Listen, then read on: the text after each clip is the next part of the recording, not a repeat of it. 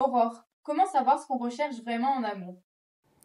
Alors ça, c'est une très très bonne question et je pense que c'est une question qu'on devrait tous se poser avant de commencer une relation. C'est-à-dire au moins d'avoir, je dirais, un socle solide si vous avez envie de créer et de vous projeter avec une personne. Quand c'est des petites relations, je dirais, un peu de plan cul ou autre, bon, cette question, elle ne se pose pas forcément, mais quand vous avez envie de créer, je pense que déjà, il va falloir que vous-même, vous sachiez ce que vous voulez. Et moi, je vais pouvoir vous aider. Et pourquoi, en fait, cette question, elle revient aussi très souvent. Euh, c'est parce qu'en fait, on a tous eu une éducation, on a tous eu aussi des schémas différents au niveau de notre éducation, l'éducation amoureuse, etc. On a envie de se calquer aussi très souvent par rapport aux relations sentimentales de nos parents ou de nos grands-parents. J'entends très souvent aussi des personnes que j'ai en coaching qui me disent mais Aurore, j'aimerais tellement voilà, avoir une relation sentimentale comme mes grands-parents qui se sont battus, ça fait 50 ans qu'ils sont ensemble, ils s'aiment toujours comme au premier jour, etc. Voilà, moi je veux rentrer dans ce système-là où le respect, la loyauté et la dureté en fait existent toujours. Euh, on a tous eu des modèles différents et en réalité, la vraie question qu'il faut se poser, c'est ok, vous avez eu ce système-là où, par exemple, vos parents ont vécu 20 ans, 30 ans, ou peut-être là, à l'heure actuelle, vos grands-parents ont fêté leurs 50 ans de mariage. Moi, pour ma part, j'ai assisté aux 65 ans de mariage de mes grands-parents il n'y a pas si longtemps que ça. J'ai trouvé ça magnifique. Mais en réalité, est-ce que c'est vraiment ça qui vous convient? Parce qu'on ne se rend pas compte, mais on a eu une certaine éducation. On a tous regardé des Walt Disney, on a tous regardé des films hollywoodiens.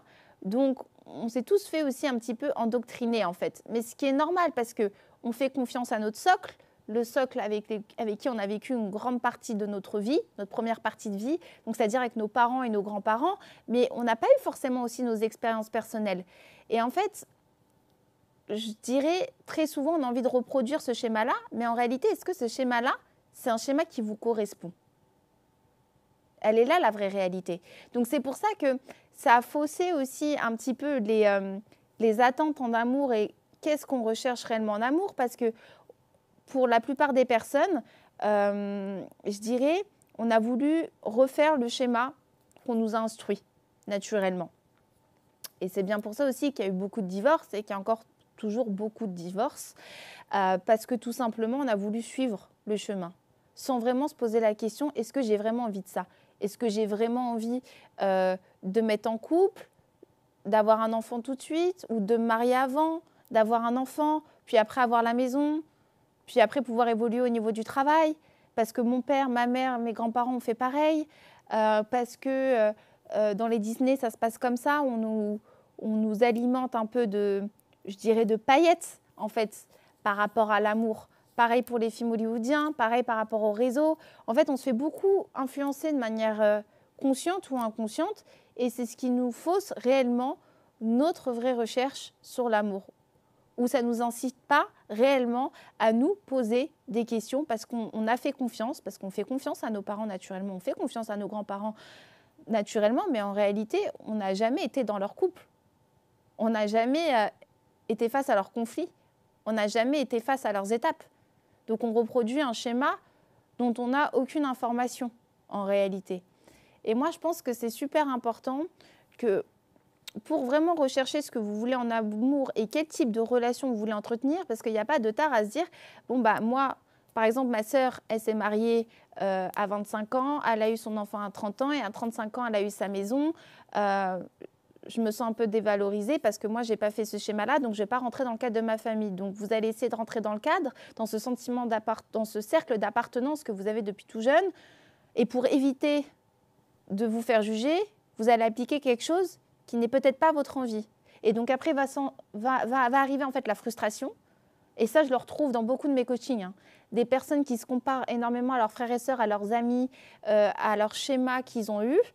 Et moi, j'essaye en quelque sorte de leur faire comprendre qu'à un moment donné, il faut avoir sa propre réflexion personnelle. C'est ce qui évitera aussi certains dégâts à la clé, en fait, au sein d'une relation. Donc moi, je pense qu'il est très important qu'à un moment donné, vous prenez le temps de pas vous mentir à vous-même et d'un moment donné, respecter qui vous êtes. D'accord? Malgré que vous ayez eu une bonne éducation, etc. Ce qui va faire aussi que vous allez pouvoir avoir cette introspection personnelle, ça va être aussi des expériences que vous allez avoir au sein de votre vie, de ne pas vous fermer, d'être ouvert, de pouvoir aussi tester de votre côté pour voir ce qui vous convient et ce qui ne vous convient pas. N'appliquez pas quelque chose si vous sentez que ce n'est pas forcément votre truc, mais puisqu'on m'a dit de faire comme ça, puisqu'on m'a éduqué, puisque j'ai vu, il faut que je fasse. Là, ce n'est pas bon. Donc, je vais vous inviter à vraiment savoir ce que vous voulez au sein d'une relation sentimentale. Et ça va être toujours rythmé par vos limites et vos valeurs. Si vous êtes quelqu'un de loyal, que pour vous le respect est important, que pour vous l'écoute est importante, que pour vous les valeurs de la famille sont importantes, que pour vous, je dirais, les croyances sont importantes, que la foi est importante, soyez en cohérence avec ça et non pas sur ce qu'on vous a, je dirais, ce que vous avez pu voir au sein de votre jeunesse, ce que vous pouvez voir à travers les réseaux, ce que vous pouvez voir à travers les films. Il faut être dans le réel, les amis. Et le réel, ça se passe dans les actions, dans les expériences que vous allez vivre maintenant. Et c'est ça qui va vous créer une vraie réflexion sur le schéma de l'amour que vous voulez, tout en le respectant, en fait. Elle est là l'importance de cette question. En réalité, qu'est-ce qu'on recherche en amour? Cette question, elle peut être très simple. À partir du moment où vous connaissez votre valeur, où vous connaissez vos valeurs au sein d'une relation et vos limites. Si vous ne voulez pas vous marier, vous ne voulez pas vous marier. Si vous n'avez pas envie d'avoir d'enfants, ben, n'ayez pas d'enfants. Ça ne sert à rien de mentir. Ça ne sert à rien de vous mentir à vous-même. Au contrario, si vous voulez vous marier, ben, mariez-vous. Mais ça ne sera pas une tare si vous ne le faites pas. Pareil par rapport à l'âge. J'ai encore beaucoup de personnes qui reviennent vers moi parce que, beaucoup de femmes aussi, qui reviennent vers moi parce qu'à l'âge de 35 ans, elles ont préféré privilégier leur carrière professionnelle et elles se retrouvent à 35 ans où elles se disent qu'il faut absolument qu'elles se dépêchent, qu'elles se pressent pour pouvoir avoir un enfant, pour pouvoir se marier, pour déjà trouver la personne avec qui elle va avoir un enfant, etc. Et donc peut-être mettre de côté certaines limites et certaines valeurs parce qu'elles sont pressées par le temps et donc en fait elles ont peur de se faire juger par la société et par leur propre schéma familial qu'elles ont eu. Vous voyez toute cette pression? Elle mènera à rien en fait. À un moment donné, posez-vous. Si vous avez décidé par vous-même dès le départ que vous préférez laisser votre carrière professionnelle prendre le dessus pendant vos premières années, eh ben, c'est que vous avez été en accord avec vous-même. Donc le reste suivra en fait. Ça ne sert à rien de se précipiter parce que vous avez une pression. Vous mettez ça de côté et vous restez fidèle à vous et votre plan en fait. Il n'y a que comme ça que vous allez être épanoui au sein de votre relation sentimentale et il n'y a que comme ça que vous allez pouvoir créer un vrai équilibre au sein de votre relation sentimentale. Et vous savez pourquoi? Parce que vous ne vous êtes pas menti à vous-même. Elle est là, la solution.